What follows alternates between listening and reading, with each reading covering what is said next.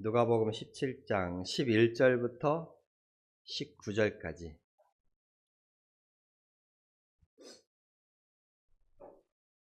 누가복음 17장 11절부터 19절까지 제가 봉독하겠습니다.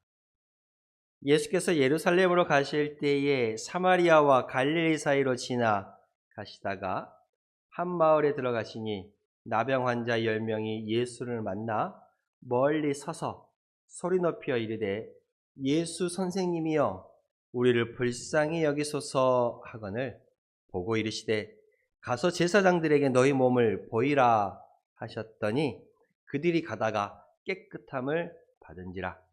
그 중에 한 사람이 자기가 나은 것을 보고 큰 소리로 하나님께 영광을 돌리며 돌아와 예수의 발 아래 엎드려 감사하니 그는 사마리아 사람이라.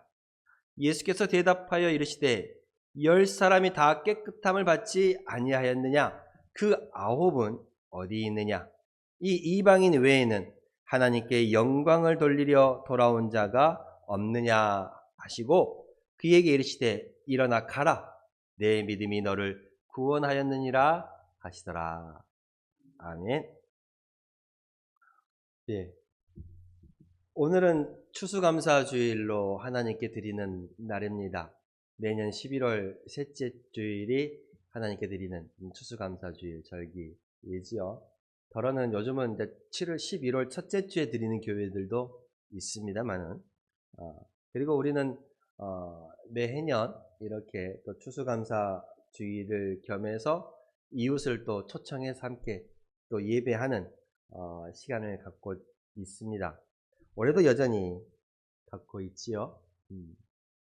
매해년 준비하면서 걱정을 합니다. 선물을 준비했는데 부족하면 어쩌지? 라고 생각을 했는데 감사하게도 매년마다 부족하진 않게 오셨어요. 올해도 준비하면서 그래도 믿음으로 준비하긴 했지만 오셔서 감사합니다. 고맙습니다. 저번주에 말씀드렸다시피 잃어버린 한 양이라도 하나님께서 오시면 감사함으로 받으실 줄로 믿습니다. 추수감사주일 한 해의 결실을 하나님께 감사함으로 드리며 나아오는 날입니다. 예.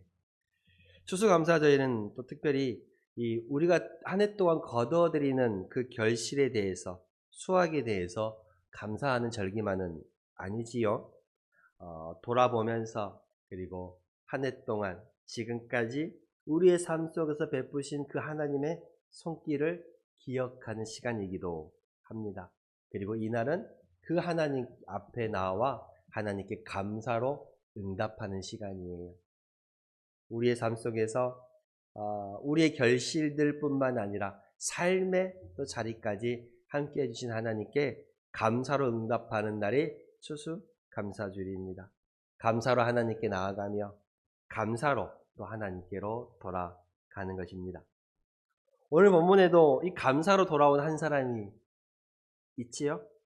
그는 사마리아 사람이라고 말합니다. 사마리아 사람. 이 사마리아 여인의 감사가 예수님을 기쁘시게 했어요. 이 감사는 단순히 예의적인 감사가 아니었지요. 이 여인이 드린 믿음의 고백이었습니다. 그리고 이 믿음의 고백이 그녀를 구원으로 인도하는 문이 되었습니다. 이 말씀을 통해서 저와 여러분들도 감사로 돌아오는 사람이 될 수 있기를 원합니다. 10명의 나병 환자가 예수님을 만납니다. 예수님께서 예루살렘으로 가실 때에 특별히 사마리아와 갈릴리 사이로 지나가셨다라고 말하고 있습니다. 사마리아와 갈릴리 사이로 지나가셨다. 이 기록한 이유가 있어요. 그리고 오늘 감사로 돌아온 한 사람이 있는데 그 한 사람이 어디 사람이에요? 사마리아 사람이라고 말하고 있습니다. 이 예수님 당시 이 유대 시대에서는요, 사마리아 사람들은요, 심한 멸시와 천대를 받았어요. 같은 민족임에도 불구하고 이 특별히 사마리아 지역이라는 거주하는 그 사람들에게 저 사람은 우리와 같지만 같지 않는 사람들이다 라고 말하는 멸시와 천대가 있었어요. 그 이유가 있었는데 북이스라엘 때에 이 시리아에 의해서 멸망을 당한 이 북이스라엘이 아수르에 의해서 멸망을 당했죠. 이 북이스라엘이 그 아수르의 정책에 의해서 여러 민족들과 혼합되는 정책이 있었어요. 그 민족성을 없애기 위해서 다른 타 지역에 거주하는 민족들을 이 사마리아 이 지역에 많이 이주시켜서 사람들이 혼합되게 만들었다는 거예요. 그래서 저 사마리아 사람들은 혼혈이야라는 그런 인식이 이 유대인들에게 있었습니다. 그래서 유대인들은 이 사마리아 지역에 사는 사람들을 자신들과 똑같은 순수한 하나님의 백성이 아니라 신앙적으로 좀 타락한 집단으로 여겼습니다. 그리고 이 사마리아 사람들은 예루살렘에서 예배하는 것이 아니라 그리심산을 중심으로 예배를 드렸어요. 그 이유는 북이스라엘과 남유다가 이 한 나라였던 나라가 남과 북으로 나눠지면서 예배하는 곳이 달라졌기 때문에 그러죠. 근데 유대인들은 오로지 하나님을 예배하는 초소는 딱 한 곳 어디라고 그랬어요? 유대 예루살렘 뿐이라고 생각했거든요. 그래서 원래 같은 뿌리, 같은 민족, 같은 형제이지만 이 북이스라엘 사람들이 이렇게 시간이 지남에 따라서 그들이 사는 수도였던 사마리아 이 땅을 지나가면서 유대인들은 그 당시 예수님 당시만 해도 사마리아 땅을 같은 나라에 있으면서도 그 지역을 들어가지 않으려고 했어요. 그래서 갈릴리에서 유대 예루살렘으로 가면 사마리아 땅을 반드시 거쳐가야 하는데 오히려 시간이 오래 걸림에도 불구하고 사마리아 땅을 삥 돌아서 예루살렘으로 갈 정도로 이 사마리아 지역을 안 들어가려고 했습니다. 그래서 이 사마리아 사람들과 같은 그릇을 나누는 것도 그 사람 집에 들어가는 것도 이 사마리아 사람과 일정 교제를 나누는 것도 부정하다고 여겼어요. 부정하다가. 그래서 요한복음 4장에 보면 유대인은 사마리아인과 상종하지 않는다라는 기록까지 있을 정도입니다. 이처럼 이 당시에 예수님 당시에 사마리아에 살고 있던 사람들은 버림받고 멸시받고 천대받던 사람이었어요. 그런데 오늘 뭐라 그래요? 예수께서 예루살렘으로 가실 때에 사마리아와 갈릴리 사이로 지나가셨다라고 말하고 있어요. 예수님은 일부러 사마리아 지역을 지나가신 거예요. 그리고 이 감사로 돌아온 사람이 바로 사마리아 한 사람이었습니다. 사마리아 사람이었던 것이죠. 그렇습니다. 이 사마리아, 특별히 이 사마리아가 그들에게 천대와 멸시 받던 지역과 사람들이었는데 그 사람들이 오히려 하나님께로 돌아왔다라는 메시지를 우리에게 주고 있습니다. 이 10명의 나병 환자가 예수님께 나옵니다. 10명의 나병 환자가 예수님께 나와요. 그러면서 말합니다. 예수 선생님이여 우리를 불쌍히 여기소서. 예수 선생님이여 우리를 불쌍히 여기소서. 이 당시 나병 환자는 보통의 사람들이 살아가는 그 가정과 지역과 마을에서 같이 살아갈 수 없었어요. 마을 밖에서 그들끼리 따로 생활해야 했습니다. 예전에 우리도 이 나병 환자들이 지금은 한센병이라 그러죠. 따로 거처하는 마을이 있을 정도로 그렇죠. 따로 그들끼리만 살아가는 마을이 있을 정도로 지금 소록도가 그러하죠. 그렇습니다만은 이 당시에도 나병이라는 곧 피부병이거든요. 그 피부병이 낫지 않는 피부병이 있는 자들은 일반적인 사람들과 같이 생활할 수 없고 따로 성 밖에서 거처해야 했습니다. 그래서 그들이 예수님이 이 한 마을에 들어가시는 걸 보고 이 나병 환자 10명이 예수님을 만나서 멀리 서서 말했어요. 가까이 다가올 수가 없는 거야.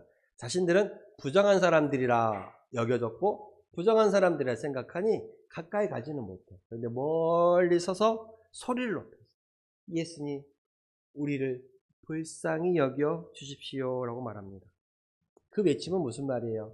주님 우리를 돌아봐 주십시오. 우리의 이 상황을, 우리의 이 아픔을, 우리의 이 질병을, 우리의 이 고통을 주님 돌아봐 주시고 깨끗게 하여 주시옵소서.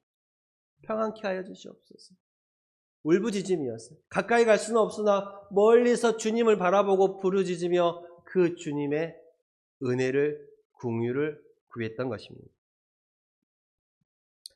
예수님은 그들을 돌아보셨어요. 그리고 그들에게 이렇게 말씀하셨습니다. 가서 제사장들에게 너희 몸을 보이라. 지금은 우리 몸이 아프면 누구한테 가요? 의사한테 가잖아요. 지금은 의사한테 갑니다만 이 당시에 몸이 나았고 안 나았고 그리고 이 사람이 부정하고 부정하지 않고 결정을 누가 했어요? 제사장이 했어요. 그래서 이들이 그 몸을 제사장이 보여서 그 부정함, 나병이 나았다라고 제사장이 선포하면 그리고 일정한 정결 의례를 거쳐서 다시 마을로 사람들이 사는 곳으로 일반인들과 함께 섞여 살아갈 수 있었던 거예요. 그래서 이 질병이 나았음을 누구에게 먼저 보여야 되는 거예요? 제사장에게 보여야 되는 거예요. 그래서 예수님이 뭐라고 말씀하시냐면 가서 제사장에게 너희 몸을 보이라 라고 말합니다. 이 말은 무슨 말이에요? 너희의 병이 나았다라는 말이에요. 너희의 병이 나았다라는 말이에요. 10명의 나병 환자가 멀리서 주님께 다가가지도 못하고 자신들은 부정한 존재이니까 예수 선생님이여 우리를 불쌍히 여기소서라고 소리치며 부르짖었어요. 예수님은 그 음성을 듣고 가서 너의 몸을 제사장에게 보이라 라고 말합니다. 그리고 놀랍게도 그 10명이 예수님의 말을 듣고 제사장에게로 갑니다. 제사장에게로 가요. 그리고 그 가는 도중에 깨끗함을 입었습니다. 가는 도중에 병이 나옵니다. 가는 도중에 병이 났습니다. 14절에 가서 제사장들에게 너희 몸을 보이라 하셨더니 그들이 가다가 깨끗함을 받은지라. 여러분 우리가요 하나님의 은혜를 받으려면요 믿음의 발걸음이 먼저 있어야 돼. 예수 선생님이여 우리를 불쌍히 여기소서. 이 나병을 갖고 있던 사람들이 이 병을 낫고 싶었어요. 이들도 예수님에 대한 소문을 많이 들었죠. 예수께서 아픈 자, 병든 자, 심지어 죽은 자까지 살리신다는 소문을 들었어요. 그 예수님께 희망을 걸고 예수님을 멀리 서서 부르짖으며 이 병을 낫게 해달라고 했어요. 그래서 예수님이 뭐라 그래요? 가서 제사장에게 너희 몸을 보이라. 그런데 이들이 자기가 낫는다는 것을 인정하지 않고 믿지 않고 제사장들에게 몸을 보이지 않으면 아무 소용이 없어요. 이들이 언제 깨끗함을 받았어요?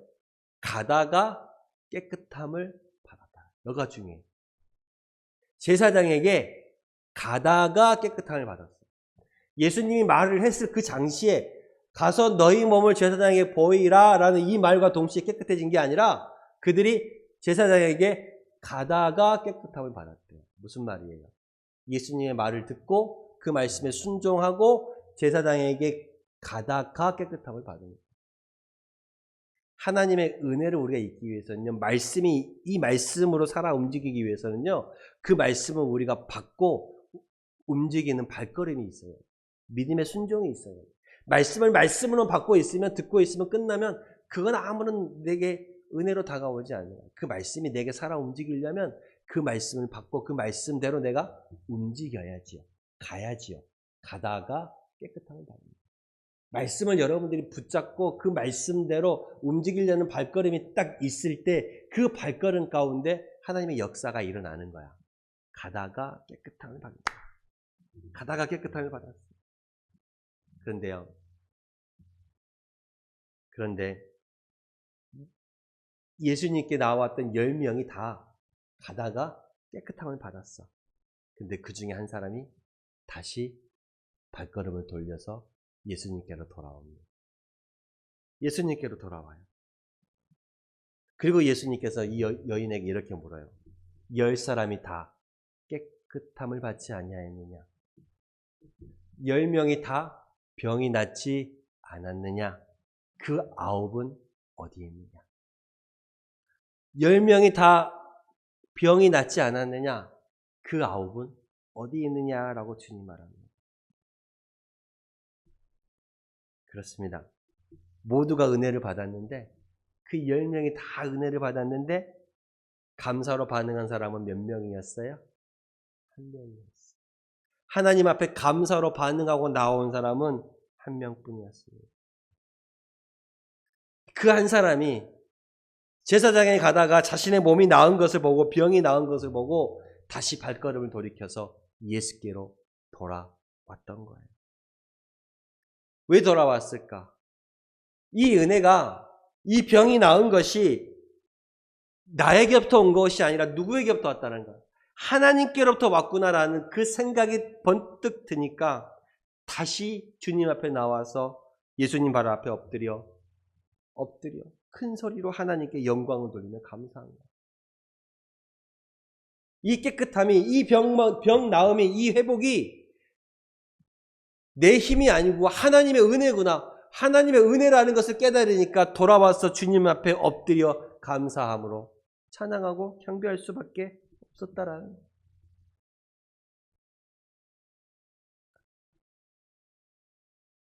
우리 모두 오늘 또 하나님의 은혜로 살아갑니다, 여러분.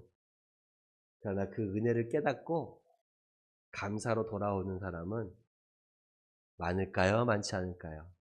많지 않아요. 다 은혜를 받아요.